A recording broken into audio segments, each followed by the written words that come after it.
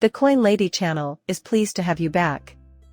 Guys, we are all aware of what transpired in the SEC versus Ripple case, and we are also aware of the enormous impact our community had in July, when the judge ruled in favor of John Deaton, who represents more than 75,000 XRP holders, in declaring that XRP is not a security.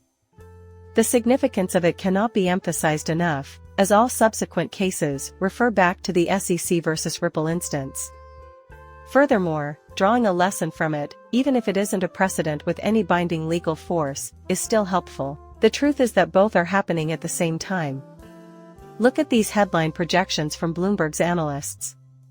The likelihood of Coinbase's move to add to the SEC complaint winning is 70%. So, folks, the SEC has been experiencing a losing streak in the crypto world recently. This analyst believes that there's a good chance the SEC versus Coinbase lawsuit will be dismissed, and that the Ripple lawsuit is a contributing factor. We in the XRP community are to blame. Much appreciation to John Deaton as well. Sure thing. My plan is to go over that. Additionally, this article reveals the requirements for the XRP ETF to be approved by a Bloomberg intelligence analyst. Listen, I believe that an XRP ETF will be launched in the future, but this analyst believes that specific events must transpire first. Just so we're clear, I don't come from a financial family or background. Do not put your money where your mouth is, or base a purchase decision on anything I say or write. I am not a financial advisor. As a pastime and for pleasure, I love producing films on YouTube regarding crypto-related subjects. I'm simply an enthusiast. The first item from today's Daily Huddle is that, according to Bloomberg's experts, Coinbase has a 70% probability of winning the request to dismiss the SEC case. This is great news for me, because SEC is suing other coins that I own. Many of you, too, I'm sure, would agree. An intelligence analyst at Bloomberg has put the odds of success for Coinbase, a leading US-based cryptocurrency exchange, against the US Securities and Exchange Commission's lawsuit at 70%. On a separate topic. According to Bloomberg analyst Elliot Stone, Coinbase was under the impression that it could defend itself against the regulatory authorities' charges of trading law violations before the case ever went to court, but it turned out that it couldn't. This is still going to court, despite the fact that I was expecting to be thrown out based on specific claims. Nevertheless, my expectations were adjusted after he's seen how things transpired, so, the peace remains. Stein, on the other hand, claims that he left the session thinking Coinbase would be fully dismissed. Such a thing is really unusual. Because, in Stein's opinion, the SEC's definition of an investment contract is weaker than Coinbase, which will help disprove the regulator's other allegations against the cryptocurrency exchange. And the Stein quote is this. Basic Coin's 70% odds of winning. With any luck, Coinbase will prevail in this matter. For the SEC definition of investment contracts to exclude collectibles, we believe the judge sought a limiting principle. For those who are familiar with the arguments, you may have heard that the SEC is attempting to apply the Howey analysis to the crypto realm. If they were successful, trading cards would be considered securities, much like in the Ripple case. You know, battle those Pokemon in the wild. Your cards are those. The Pokedude has never been me. Though I'm aware it's a Pokemon game, I've never played it before. Many of you have probably played some Pokemon games. However, that is, to be honest, how Origins would be. However, under such an interpretation, practically everything would be great. I will further on this point as we get further into the movie. To put it bluntly, it's ridiculous. Since collectibles are valuable and have a market, the court was trying to figure out what the SEC's limiting principle would be in an investment contract so that it wouldn't cover them. In addition, the pricing room fluctuates in response to market conditions. We found Coinbase to be the more enticing option, he says, and it necessitated an investment. Establish a legal responsibility and solidify a company rather than merely an environment. Sales of digital assets on public exchanges do not easily meet the criteria laid out by the Howey test to be considered investment contracts, as hinted at in the July Ripple judgment. We expect the case to go all the way to the Supreme Court. Even if it does make it that far, which will limit his Coinbase, according to his view, is both an investment and a stake in the SEC. Furthermore, Coinbase made a strong case that the SEC's claims failed to adequately establish that it was acting as a broker. Listen up, the SEC has a checkered past. Their skis have gotten the best of them, and they're in deep trouble. According to their reasoning, the SEC is likely to get screwed 70% of the time, and rightfully so. As far as I'm concerned, they are monstrous creatures that are doing this stuff. Are we still discussing ecological systems? Using it to analyze this post from the Bitcoin archive on X social media site. He then remarked, backed by nothing, beside an emoji that looked confused, as the Bitcoin hash rate reached an all-time high of 500 exahashes. And for those who are interested in looking at the screen, it displays the chart. The following was written by attorney James Murphy, who goes by the name Metal Lawman on X. He republished that. At the Coinbase hearing, an SEC lawyer informed Judge Fila that Bitcoin lacks an ecosystem, which is why it is not a security. Oh no. For the simple reason that system, everyone. Yeah. Then isn't that okay? Then isn't that okay? Very well. The most absurd thing said by SEC attorneys during the hearing was that, which was subsequently uploaded by attorney John Dean.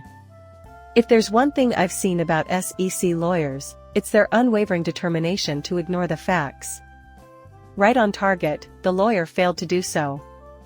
Oh, the liars are well aware of their deceitfulness. It is clear to them. That's why, in my opinion, they are wingless monsters straight out of Satan's lap. Truth is something that they just do not care about. The investors who have put their faith in them are unimportant to them.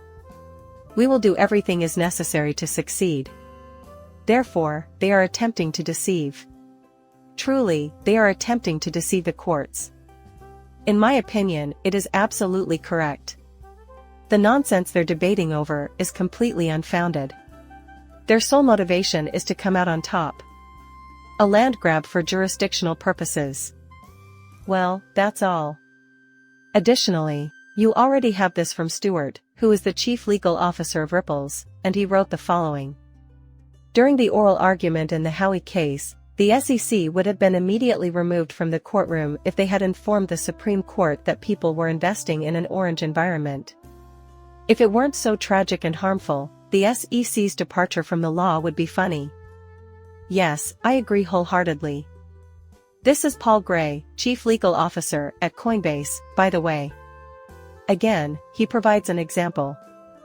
I adore that because there's yet another flawless example. He shared it from Stuart Eldorado and wrote, 1,000 times yes. Someone ought to forewarn Taylor Swift fans before they purchase that ticket or t-shirt if tokens connected to ecosystems without access to company income, earnings, or assets are considered securities. Sure thing. Well, I'm sorry about that, everyone. My phone was that. Turn it off. Apparently, I had an alarm going, that have now begun to disperse. Afterwards, he clarifies that the tokens and tickets are not securities. Nobody really thinks that way. Yes, it is the inevitable outcome if the Commission's proposal is approved. I think we can all agree that this is completely ridiculous and has no business being here. I don't think this should proceed. The world is completely insane. It is highly unlikely that any lawsuits will be filed against Coinbase due to the ridiculous nature of the charges. Read on for an intriguing revelation, under the following paragraph. Intelligence analysts from Bloomberg reveal the requirements for the XRP ETF approval. A well-known ETF research analyst at Bloomberg Intelligence, James C., has laid out the necessary conditions for the launch of an XRP exchange-traded fund. Check out the latest episode of Coinbase Weekly Podcast, which focuses on the institutional market call, for their thoughts on the matter. The hosts brought attention to the growing discussion about other digital currencies that may attract an exchange-traded fund, ETF, in the future, similar to Bitcoin. Specifically, they wanted to know how XRP was doing in the future. James Seaford said, "Not anytime soon," referring to the industry's long-standing reputation as a U.S. regulatory target. Which, incidentally, I concur with. nevertheless, his experience in the field gives him a better grasp of the sorts of things that must transpire before any institution would go with this.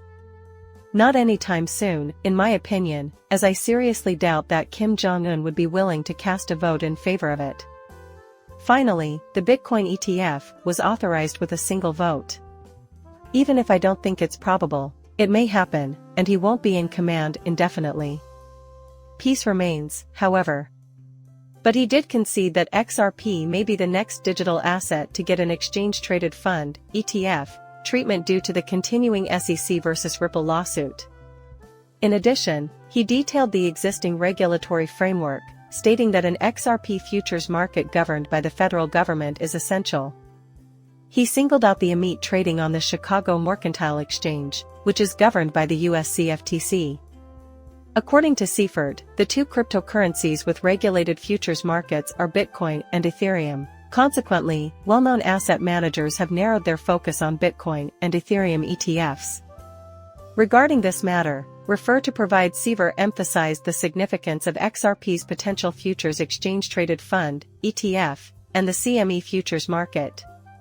The SEC may mandate a futures exchange-traded fund, ETF, permit direct spot trading of the asset, etc., he conjectured. That's something that the typical individual, including me and maybe most of you, wouldn't know. We don't work, and there's a solid reason for it. We are not a part of that reality. Yes, he does. Therefore, that was really intriguing to me. Apparently, that is a necessary need for the eventual launch of a spot XRP ETF. It is more like that it would be allowed before a spot XRP ETF anyhow, so long as it is possible, right? Please, anyhow. The Bloomberg team is still not convinced by the second choice, given the state of regulations. In addition, Seifert brought out the possibility that other assets market structures, not only Bitcoin and Ethereum, would require a direct act of the US Congress. He brought attention to the current SEC court issues concerning Coinbase, Kraken and others, saying that it is important to watch how these cases might affect the securities categorization of digital assets. However, liberal or Bloomberg experts are still pessimistic about the SEC's approval of an XRP ETF anytime soon, even though the court case might have good effects. He voiced his displeasure with the SEC's continued classification of XRP as a security. Therefore, he might not have the most current knowledge of the law. Not only did the SEC abandon the idea that XRP was a security, but they went so far as to say they would not be appealing the judge's ruling on the matter. Thus, it's possible that he was omitting that specific component. As far as the XRP community is concerned, though, we are likely more attuned to that than he is. No problem. What it takes to obtain someone's okay is something he understands better. Thus, it remains as it is. No problem. I believe he's only being intellectually forthright. However, I probably won't see it anytime soon. Not this year, at least not while Ginza is president. It will, nevertheless, be enjoyable and usual. Eventually, we hope to have the opportunity to make that video. Financial advisors aren't my specialty. No matter what I say, you shouldn't purchase or sell anything. Then, if you enjoyed it, please subscribe to my channel and give it a like. See you soon, bye.